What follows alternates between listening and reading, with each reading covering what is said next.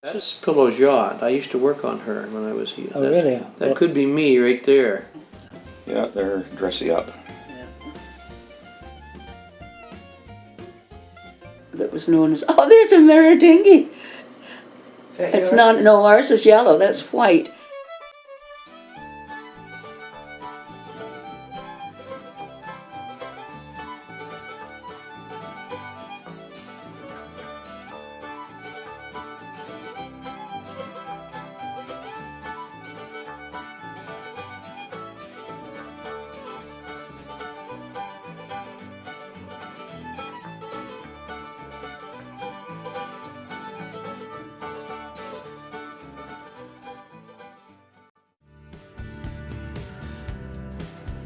It's a barge, maybe involved in dredging the harbor. Obviously involved in dredging the harbor, now that we see the crane. Of course, that has to be done periodically. And possibly in those days it was more important because the mail boat was coming in every day, the Grand Manan was coming in every day. And they required a certain amount of draft.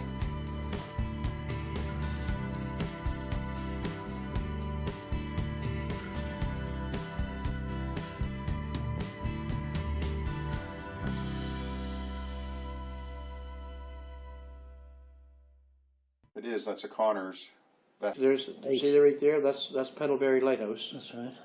And this is a fish carrier coming in. One of Connor's is a boat owned by Connor's. That's salt they used to carry on the. This is the town wharf now. Yeah. Look at that. The skirt. Do you remember? All the skirting coming off there. It's all Kay's Hardware and the old buildings that used to be there, warehouses. So this is the next day. It's freezing up by the look of it. No, I don't know. Somebody's boat there with a scallop drag on it. What's the name of it? Look, can't see. Go back a bit. Now, is that, can you see the name? The Duke. That's a Connor's vessel that hauled sardines from Black's Harbour over here to put on the trains. See, Black's Harbour never had a spur line. They were never connected by rail. And they had some sort of a sweet deal with CP that I always understood was a 100-year deal, that they could ship from St. Andrews by rail at a price affordable. They would have been canned and packaged for trade. Anything of Connor's that didn't leave by truck was freighted over to St. Andrews and put on rail. Okay. Now this is a ship that came in. Yeah, she came in for a visit, and as a member of the Legion or a member of Town Council, I was invited aboard. I remember that. So again, I believe we're looking at late 70s. My best guess. So where did she? Now again, I've got a clipping somewhere of that visit, so I'll try and resurrect that for you as well. My aunt clipped newspapers for 40, 50 years, and anything that was of family interest or general interest she saved. And I go through those occasionally and am reminded of some of these occasions, like when the naval vessel was here.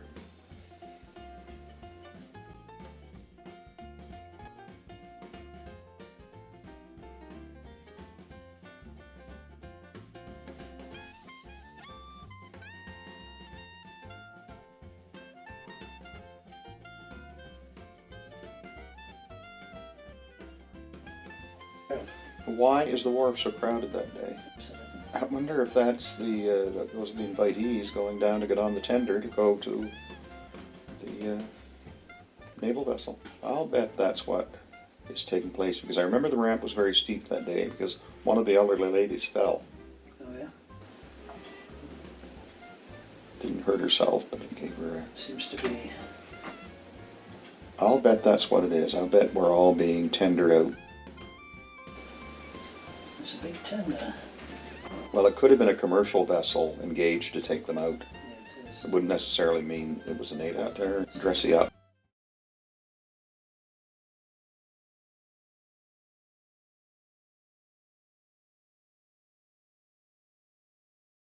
Was it still running in the 70s? I thought it was in the 60s that they stopped running. Probably. It was almost ready for the scrapyard, huh, at that point? But, yeah. I think this is him taking his scenic views. And there's a ferry. In for refit, was it? Yeah. Yeah, there it is. Now, what's that? Is that the same? I think it's Grand Manan. Well, the Grand Manan didn't. Grand Manan stopped running in the 60s, didn't it, Lila?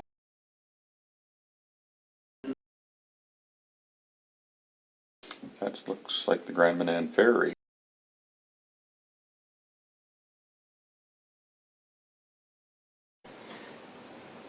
Certainly, we've got dates for that. There are pictures of the last run of the Grand Manan. And he's got 100 feet of very, very, very dark film, which I just can't use.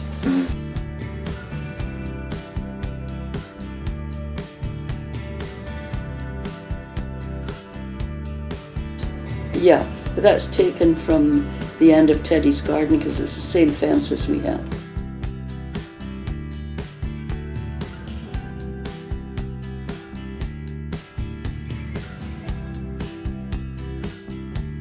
My dad used to put that on the Pandoras. Oh, the pandolas? Pandoras. If my husband was he used that up in the Rishabako. in Rishbakto.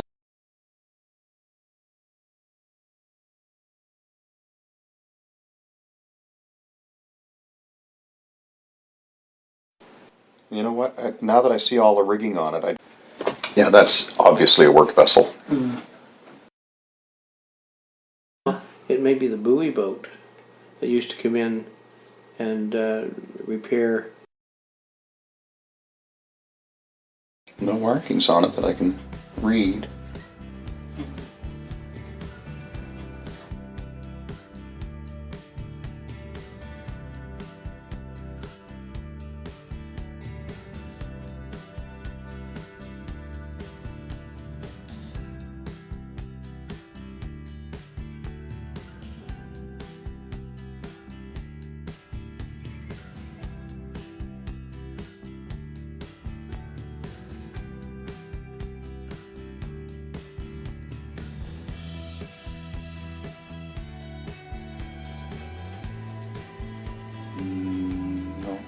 I believe it's a Coast Guard helicopter, isn't it?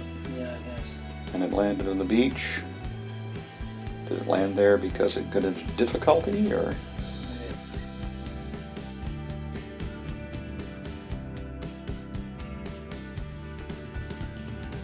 Any idea what that is? It's like a kite. It looks like a very large kite, doesn't it? Now that's Pillow's yacht. I used to work on her when I was here. Oh, really? That could be me right there. Uh-huh. Pillow? This Pillow here. Howard Pillow's yacht, I believe. That's the Lucinda II.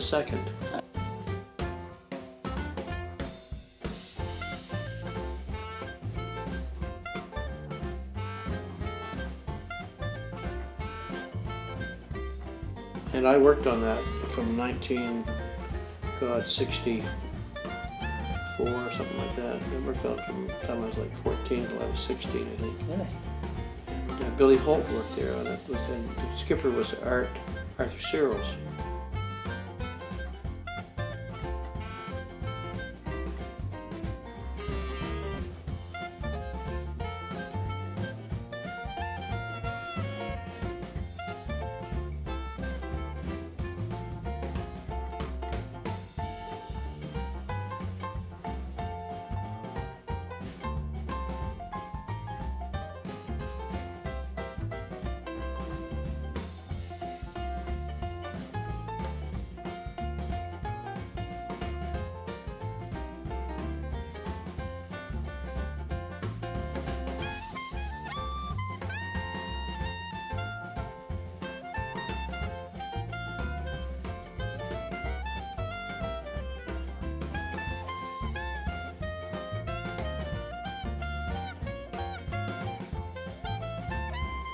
That's Howard Pillows. Yeah, that's the yacht I worked on.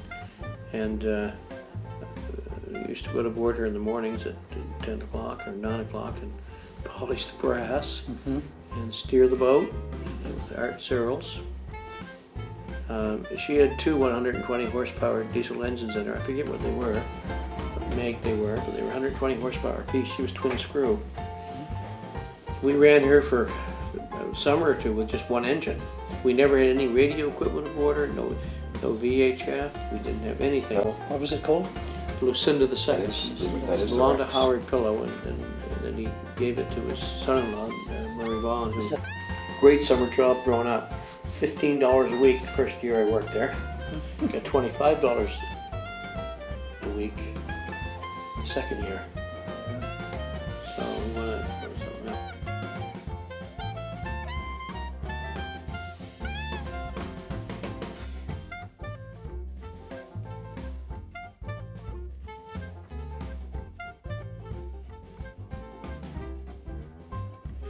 See, there's a lighthouse there as well, see? We'd be back every day at 4 o'clock, we go for 2 hours.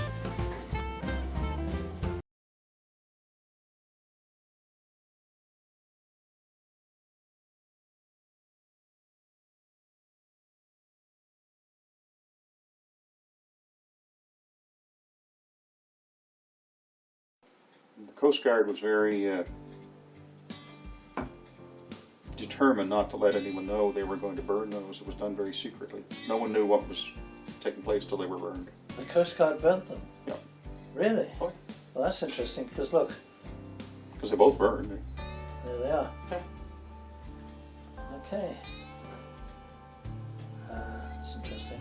They burned them and then set up a marker. Why did they do that? Because they didn't want to They maintain didn't them. want to maintain them. Well, it could be me, but it's not. The boat's wrong. It's much more, I don't know what it would be. It might be Georgie's mother. She went out, she was an amazing woman. Oh, She would go out and fish all day long and fill her freezer and make chowder, delicious fish chowder, all winter long. And then when she got up in age, George made her wear a floater coat because she wouldn't wear it, she couldn't swim. No. She wouldn't wear a floater coat, but she would go out every day. Oh, look at that now. And he's trailing a dinghy, isn't he? I wonder who that is. It doesn't look, I can't tell you right away whose boat it is. But I'm trailing a big dinghy. It's a big dinghy.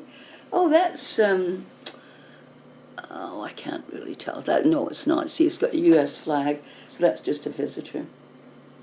These were visitors. They may have come in for one of the regattas from RKYC.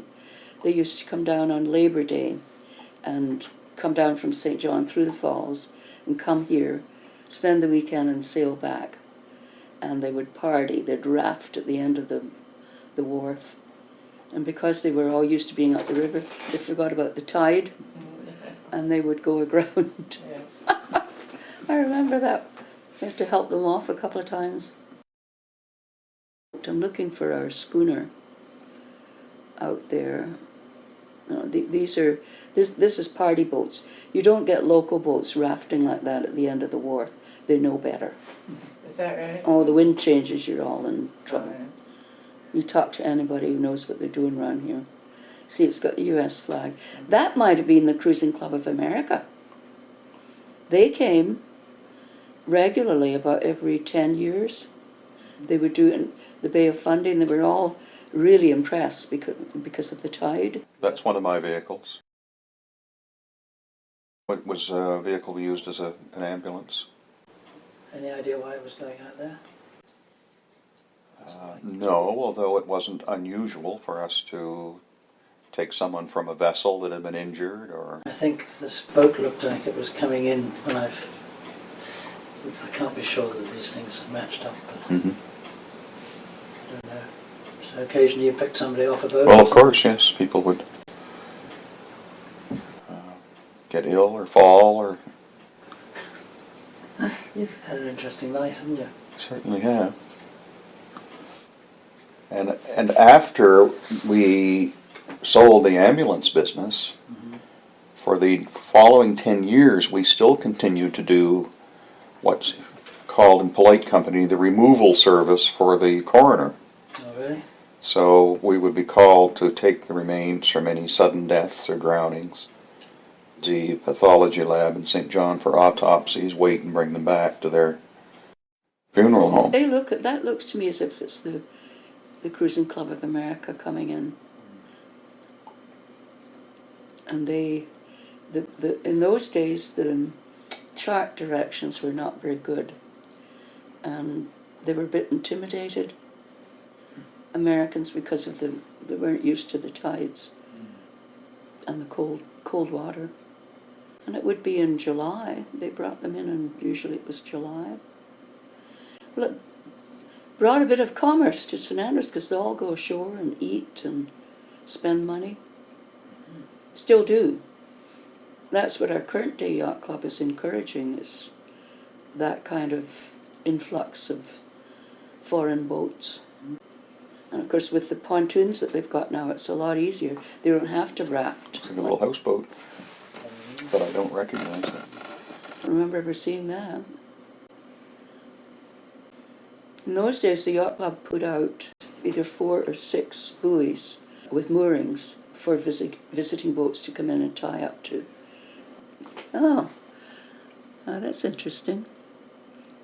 It looks like it's got a bell on the sail. There was a boat that was known as, oh, there's a mirror dinghy. Is that It's yours? not, no, ours is yellow, that's white.